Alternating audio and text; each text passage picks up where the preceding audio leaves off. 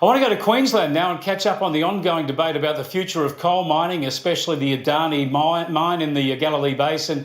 And I'm joined by the Queensland opposition leader, Deb Frecklington. Thanks for joining us, Deb. Yeah, good afternoon, Chris. Great to be on your show. First up, tell us about the state Labor government there, Anastasia Palaszczuk's government. Do they support the nation's #1 export industry, coal mining, at the moment, or are they opposed to it?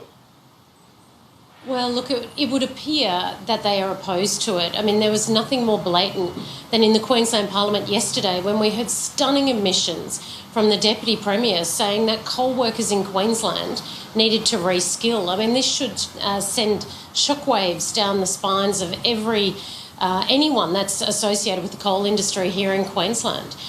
We know we need jobs in Queensland. We need these resource projects to get up and going.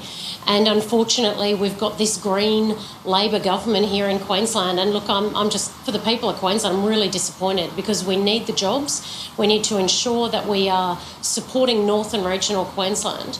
But the other thing is too, Chris, is right here in Queensland, resource jobs are actually spread throughout the state, right from Currumbin in the south, right up to the Cape. So it is important that we do have a government that does support the industry, and unfortunately the Palaszczuk government is completely out of touch.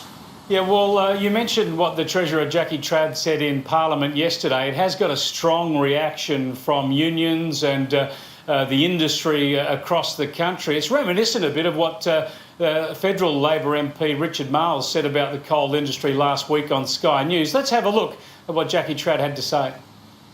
The fact is, markets are moving away from thermal coal. Communities are moving away from thermal coal. Nation states are moving away from thermal coal.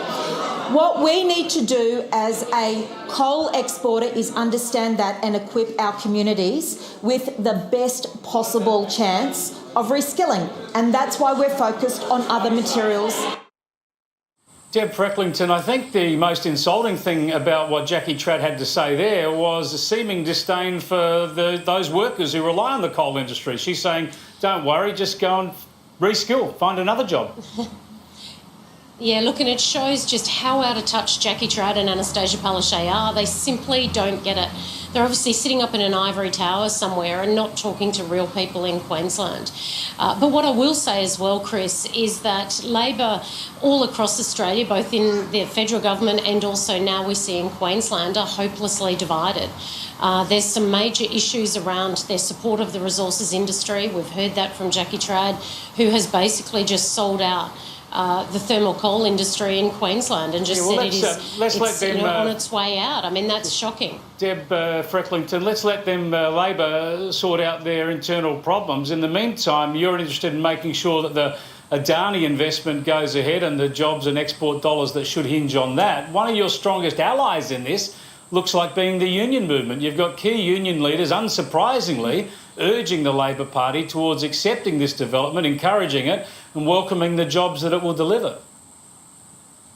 Well, it's a project that the Labor Party in the past have supposedly supported. And so if the unions are on the right page with this and we're on the right page with this, because we both know that we need jobs in Queensland. But let's remember, it's the Labor government here in Queensland that keeps shifting the goalposts. Whenever this project appears to get another tick, whether it's through the federal government or through the state agencies, the Labor government here keep moving the goalposts. And that is where business confidence is going down, and it's a real concern for these coal miners and their jobs. Are you working at all with the unions on this? The picture of you having meetings with the CFMEU to try and get up a coal mine seem a little bit bizarre, but are you doing any of that? Look, no, Chris, I think that they're fighting their good fight and we're fighting our good fight. I mean, I'll continue to support jobs and the resources industry in Queensland. My #1 goal is to make sure that Queensland gets back to being the economic powerhouse it is again. And to think that the union movement, the CFMEU, who are in bed with the Palaszczuk government here in Queensland, are now openly fighting against them, just means that the Palaszczuk government is out of touch and on the wrong track. In the end, do you think the future of the Adani coal mine actually hinges on the federal election? And therefore, do you think an incoming shortened Labor government would actually look to scrap the mine? Or do you think with all the political campaigning behind it, that if Shorten were to be Prime Minister, he would perhaps be a bit more positive and just get on board and welcome the investment? Well, look, Chris, if anyone wants to think about how bad a Shorten Labor government would be federally, they only need to look in Queensland and look at what Palaszczuk's doing to jobs and industry here in Queensland. So I believe that both Anastasia Palaszczuk and Jackie Trad are doing the dirty work for Bill Shorten at the moment. They're trying to do everything they can to shut down this project because they know that if they don't, Bill will. So I think we could see nothing worse for the resources industry in Queensland than having Bill Shorten as our Prime Minister. It's frightening. All right, Deb Frecklington, thanks so much for joining us. Thanks, Chris.